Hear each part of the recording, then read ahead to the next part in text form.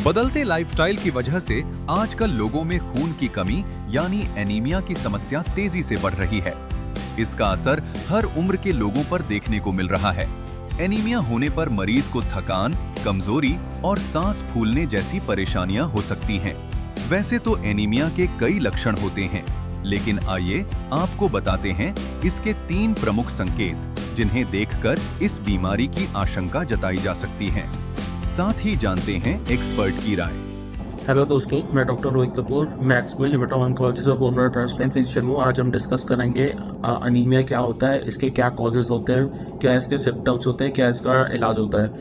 जो अनीमिया होता है एक सिम्टम होता है और इसके अंदर जो पेशेंट होता है उसके अंदर हीमोग्लोबिन होता है, उसकी मात्रा कम हो जाती है। हीमोग्लोबिन कम होने की मात्रा की वजह से पेशेंट का सांस फूलने लगता है, चलने में परेशानी होती है, दिल की धड़कन तेज होती है और जो पेशेंट होता है बहुत कमज़ोर फील करता है, मसल्स में पेन होता है, हेडेक्स होते हैं, चक्कर आने की टेंडेंसी होती है।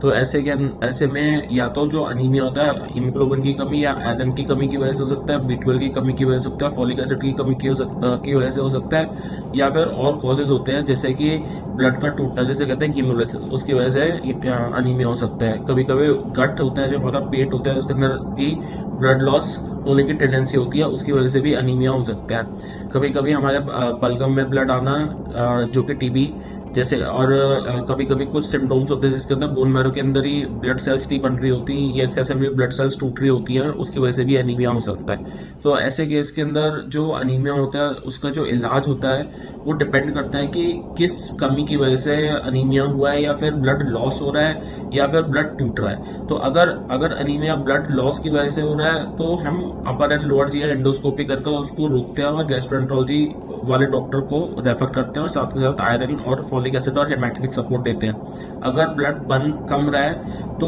उसमें ये देखते हैं कि आयरन प्रोफाइल कैसी है, पेशेंट को थैलेसीमिया तो नहीं है। आयरन प्रोफाइल के तहत आयरन के इंजेक्शन दिए जाते हैं, थैलेसीमिया के तहत फॉलिक एसिड जो होता है वो दवाई दी जाती है, जो कि खासकर थैलेसीमिया ट्रीट में। और अगर B12 की कमी है तो B12 के इंजेक्शन लगते हैं, B12 की गोली चलती है, फॉलिक एसिड की गोली चलती है, और कुछ समय के बाद 2 से 3 हफ्ते के अंदर फिर से हम CBC, रेटिकुलोसाइट काउंट और LDH और स्मीयर करके चेक करते हैं कि हीमोग्लोबिन बढ़ रहा है नहीं बढ़ रहा। अगर हीमोग्लोबिन तब भी नहीं बढ़ रहा होता तो हमें हायर स्टडीज करनी पड़ती है, जैसे कि बोन मैरो एस्पिरेशन और बायोप्सी, देखने के लिए कि क्या कॉज है अनीमिया का। Thank you. दरअसल एनीमिया की स्थिति में शरीर के अंगों तक पर्याप्त ऑक्सीजन नहीं पहुंच पाती। यही वजह है कि हल्की फुल्की एक्टिविटी जैसे सीढ़ियां चढ़ना उतरना करने पर भी सांस फूलने लगती है। कई मामलों में दिल की धड़कन तेज हो जाती है और सीने में घबराहट या बेचैनी महसूस हो सकती है।